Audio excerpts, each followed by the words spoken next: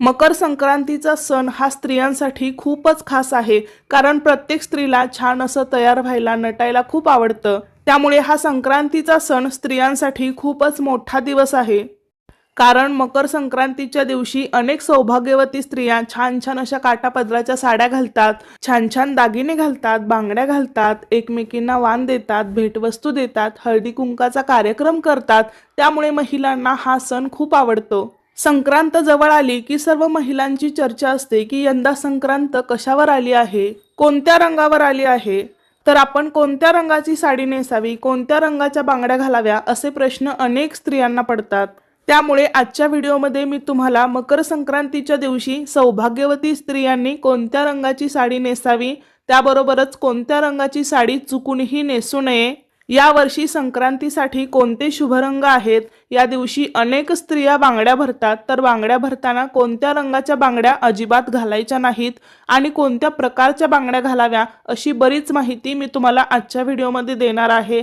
त्यासाठी हा व्हिडिओ शेवटपर्यंत पहा, जास्तीत जास्त लोकांना शेअर करा आणि त्याआधी आपल्या चॅनेलला सबस्क्राइब करा। या वर्षी 2025 मध्ये मकर संक्रांत मंगळवार दिनांक 14 जानेवारीला साजरी केली जाणार आहे।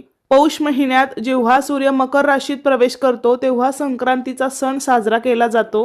या दिवसापासूनच सूर्याचे उत्तरायण सुरू होते, म्हणजे सूर्य हा पूर्वेलाच उगवतो पण तो उत्तरेकडे थोडासा झुकलेला दिसतो आणि या संक्रांतीपासूनच वातावरणातील थंडी सुद्धा हळूहळू कमी होत जाते।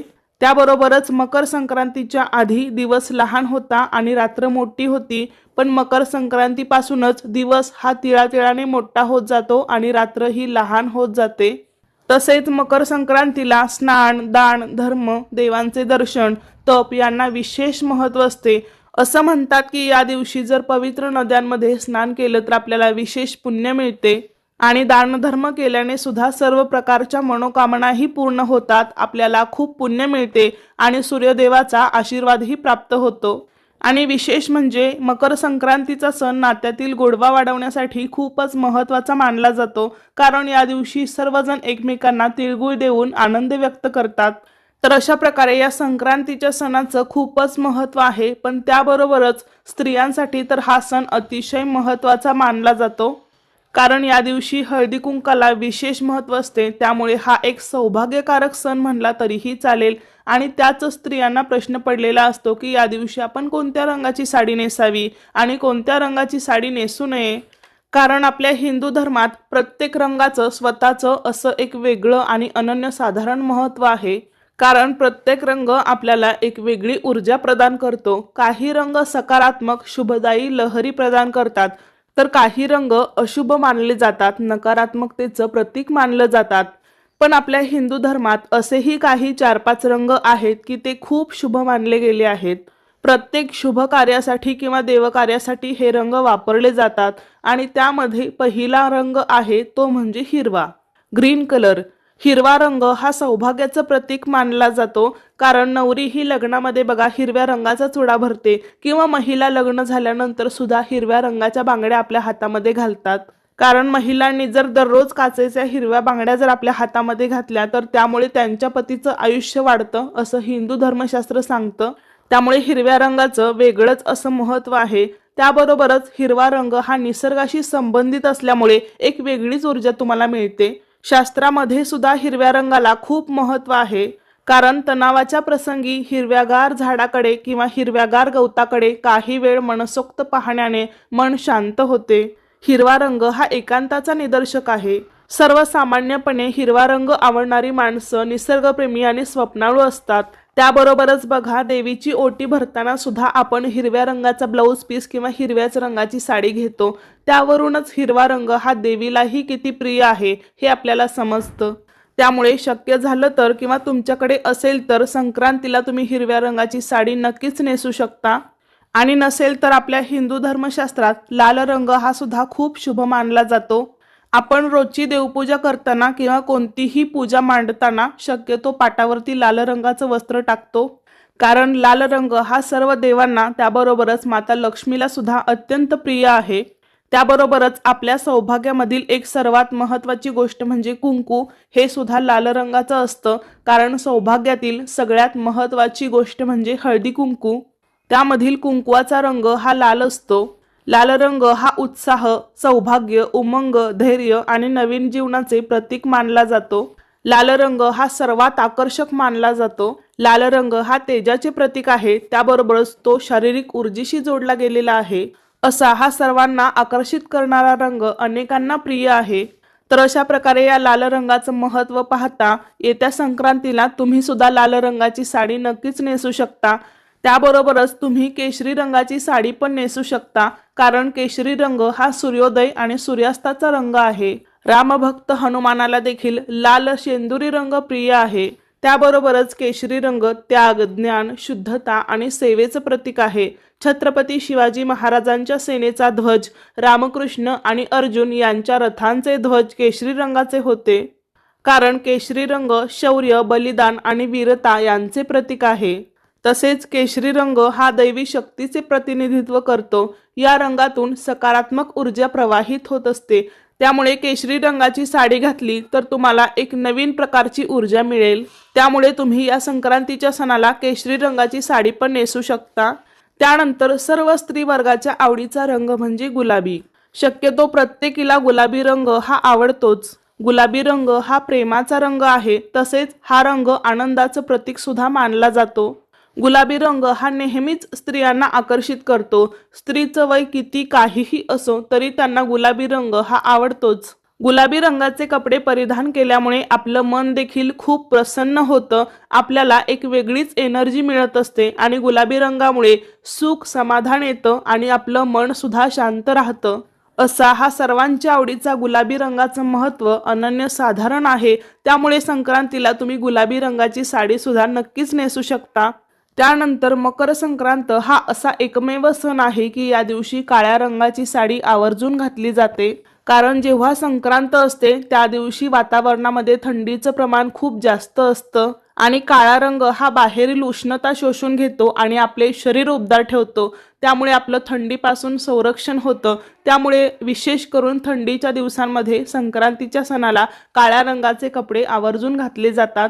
त्यामुळे जरी तुम्हाला काळ्या रंगाची साडी घ्यायची असेल किंवा नेसायची असेल तरी सुद्धा तुम्ही या संक्रांतीला काळ्या रंगाची साडी नक्कीच नेसू शकता. काळा रंग सोडून मी तुम्हाला जे काही रंग सांगितले ते सुद्धा सर्व शुभ रंग आहेत आणि संक्रांती दिवशी सुद्धा आपण अशा रंगाचे कपडे परिधान केल्यामुळे हे रंग सुद्धा बाहेरची उष्णता शोषून घेतात आणि आपली शरीर उबदार ठेवतात. त्यामुळे शक्यतो तुम्ही अशा डार्क रंगाचे कपडे परिधान करा. थंडीपासून आपलं संरक्षण व्हावं म्हणून गडद रंगाचे कपडे आपण या दिवशी घालायचे असतात. पण त्याबरोबरच तुम्ही चिंतामणी कलर, मोरपंखी कलर, पोपटी कलर, राणी कलर, क्रीम कलर, सोनेरी कलर अशा रंगाचे कपडे पण घालू शकता किंवा अशा रंगाच्या साड्या पण तुम्ही नेसू शकता.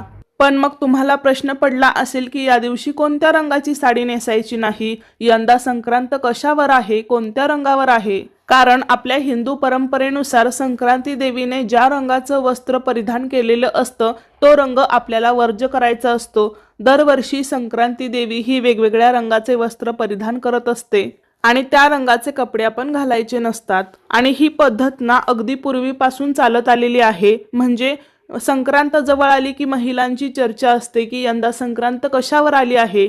तर यावर्षी म्हणजे 2025 मध्ये संक्रांत ही पिवळ्या रंगावर आलेली आहे. त्यामुळे यावर्षी संक्रांतीला आपल्याला पिवळ्या रंगाची साडी चुकूनही नेसायची नाही. आपल्या सर्वांना माहिती आहे की पिवळ्या रंगाला तर पितांबर म्हटलं जातं किंवा देवकार्यात सुद्धा पिवळा रंग बऱ्याच प्रमाणात दिसून येतो. साक्षात विष्णूला सुद्धा पिवळा रंग अतिशय प्रिय आहे. पण यावर्षी संक्रांती देवीने पिवळे वस्त्र परिधान केले आहे. त्यामुळे आपल्याला पिवळ्या रंगाची साडी किंवा पिवळ्या रंगाचे कपडे या दिवशी घालायचे नाहीत. तुमच्या मुलीची किंवा सुनेची जरी पहिली संक्रांत असेल तर तिला जरी तुम्हाला साडी घ्यायची असेल तर शक्यतो पिवळ्या रंगाची साडी घेऊ नका, कारण यावर्षी संक्रांत ही पिवळ्या रंगावर आलेली आहे म्हणून. त्यामुळे तुम्ही पिवळ्या रंगाच्या किंवा पिवळ्या शेडमध्ये असलेल्या साड्या या दिवशी शक्यतो वापरू नका. साड्यांबरोबरच संक्रांतीला बांगड्या भरण्याची सुद्धा पद्धत आहे बघा. पूर्वीपासून आपली आजी असेल, आई असेल, त्या संक्रांत म्हणा, नागपंचमी म्हणा असे सण आले की बांगड्या भरायला जातात. आता आपण मुली काही कासाराकडे बांगड्या भरायला जात नाही. आपण दुकानातूनच नवीन विकत घेतो आणि त्या घ्यायलाच हव्या, कारण 16 शृंगारामध्ये बांगड्यांचा समावेश आहे. त्यामुळे हिंदू धर्मशास्त्रात बांगड्यांना सुद्धा खूप महत्त्व आहे.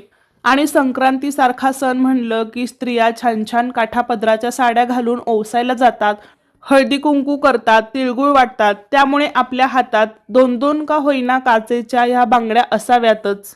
त्यातल्या त्यात तुम्ही हिरव्या रंगाच्या बांगड्या घालायचा प्रयत्न करा, कारण हिरवा रंग हा शुभ आणि सौभाग्य प्राप्तीचं प्रतीक मानला जातो. आणि हिरव्या रंगाच्या बांगड्या घातल्यामुळे त्यांच्या पतीचं आयुष्य वाढतं असं पण म्हणतात. म्हणजेच काय, त्यांच्या सौभाग्यामध्ये वाढ होते असे हिंदू धर्मशास्त्र सांगते. त्यामुळे तुम्ही शक्यतो काचेच्या पण हिरव्या रंगाच्या बांगड्या घाला. आणि बांगड्या घालताना एका हातात 6 घातल्या तर दुसऱ्या हातात 7 घाला, म्हणजे एका हातामध्ये आपल्याला एक बांगडी जास्त घालायची आहे, अशा बांगड्या आपल्याला घालायच्या आहेत. हे बांगड्या घालण्याचे नियम आहेत. नियमाप्रमाणे आपल्याला एका हातामध्ये एक बांगडी जास्त घालायची आहे. आपण बघा, जर कासाराकडे बांगड्या भरायला गेलो तर तो आपल्याला अशाच पद्धतीने बांगड्या भरतो, एका हातामध्ये एक बांगडी जास्त घालतो. आणि जरी तुम्ही घरच्या घरी जरी घालणार असाल तर आपल्याला एका हातामध्ये एक बांगडी जास्त घालायची आहे. यावर्षी फक्त तुम्ही शक्यतो पिवळ्या रंगाच्या बांगड्या घालू नका, कारण यावर्षी संक्रांत पिवळ्या रंगावर आहे. बाकी तुम्ही मी शुभ रंग सांगितले त्यापैकी तुम्ही कोणत्याही रंगाच्या बांगड्या घालू शकता. आणि शक्यतो प्लॅस्टिकच्या किंवा मेटलच्या बांगड्या अजिबात घालू नका. शक्य झालं तर एक बांगडी घाला, पण काचेचीच घाला, त्यामुळे तुम्हाला फायदेच होणार आहेत. हातात काचेच्या बांगड्या घातल्यामुळे जो आवाज होतो त्यातून एक सकारात्मक ऊर्जा निर्माण होते, लक्ष्मी प्रसन्न होते. त्यामुळे तुम्ही शक्यतो काचेच्या बांगड्या घालण्याचा प्रयत्न करा. तर अशा प्रकारे आजच्या व्हिडिओमध्ये मी तुम्हाला कोणत्या रंगाची साडी नेसावी, साड्यांचे शुभ रंग, त्याबरोबरच कोणत्या रंगाची साडी आपल्याला यावर्षी घालायची नाही आणि कोणत्या प्रकारच्या बांगड्या घालाव्या अशी संपूर्ण माहिती देण्याचा प्रयत्न केला. कसा वाटला तुम्हाला व्हिडिओ मला नक्की सांगा. आवडला असेल तर लाईक करा, शेअर करा आणि आपल्या चॅनेलला सबस्क्राईब करा. धन्यवाद.